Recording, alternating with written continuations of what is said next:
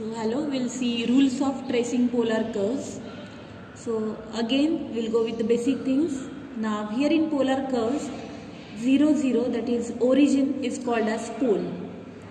X-axis is called as initial line, and theta equal to pi by 2, or the line perpendicular to initial line, is y-axis.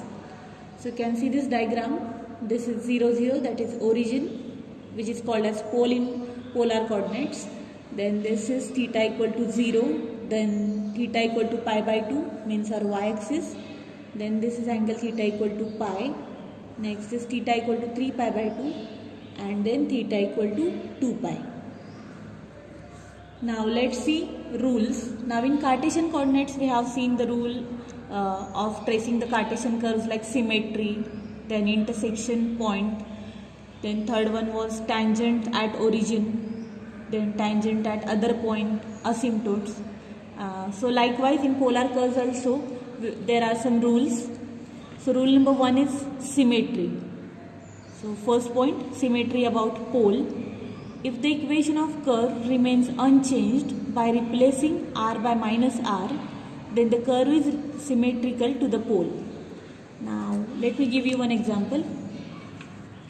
R square is equal to a square cos 2 theta.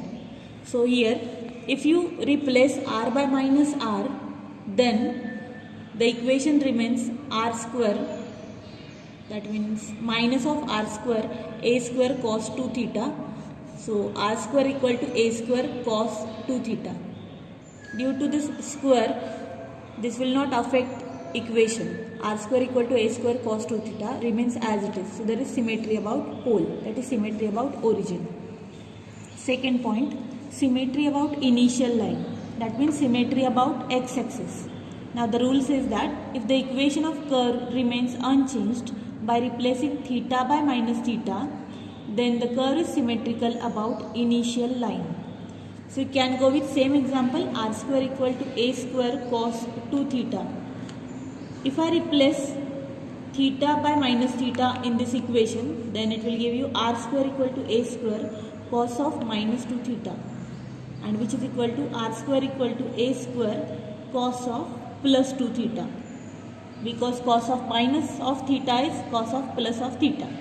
So therefore you are getting the same equation. That means there is symmetry about x-axis.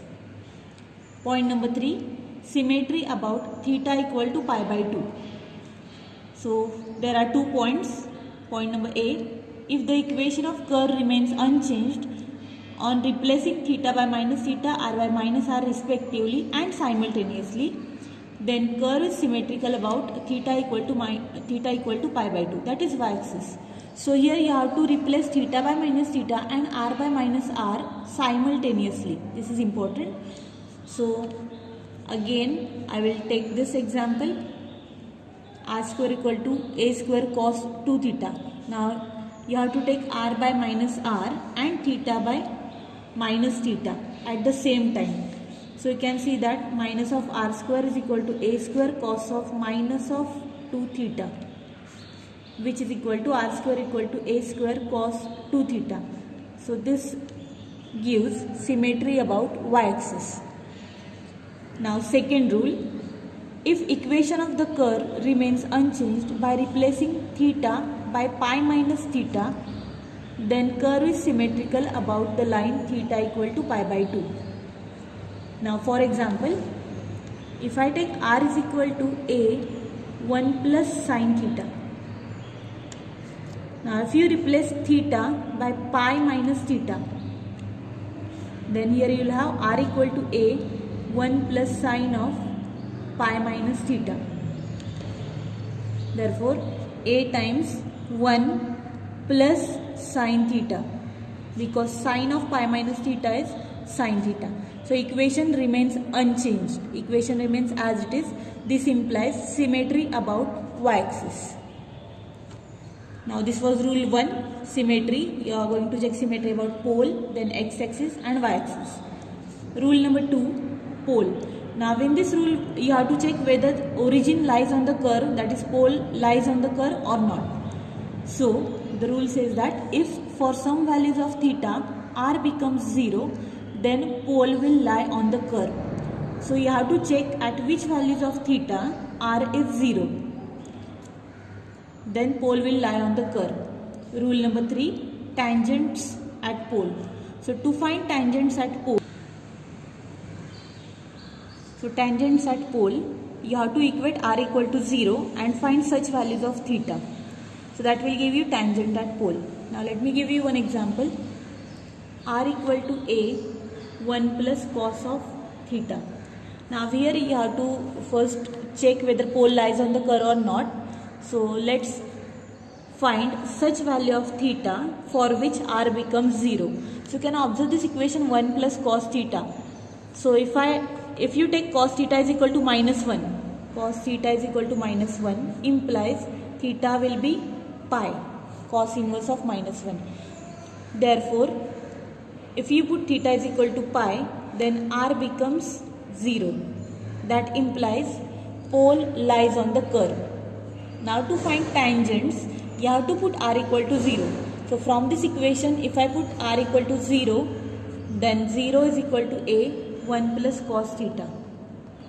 Therefore, 1 plus cos theta is equal to 0. Implies cos theta will be minus 1, and therefore theta values will be cos inverse of minus 1, and the values are pi, then you can say 3 pi, 5 pi and so on. So all these are tangents at pole. These are tangents at pole. Next rule, angle between radius vector and tangent phi. So to find angle between radius vector and tangent vector, you have to apply the formula tan phi is equal to r d theta by dr, and find phi also the points where phi equal to 0 or phi equal to infinity. So we'll see this point in the example itself. Rule number 5, you have to form the table showing values of r for some values of theta. That means you will prepare one table, theta values you have to write here versus r values. So equation is given to you, then you will take some angles like 0, then pi by 2, maybe it will be pi, then 3 pi by 2, 2 pi and so on. Now take this particular values of theta, and at these values of theta you have to find r values, and accordingly you have to trace the curve.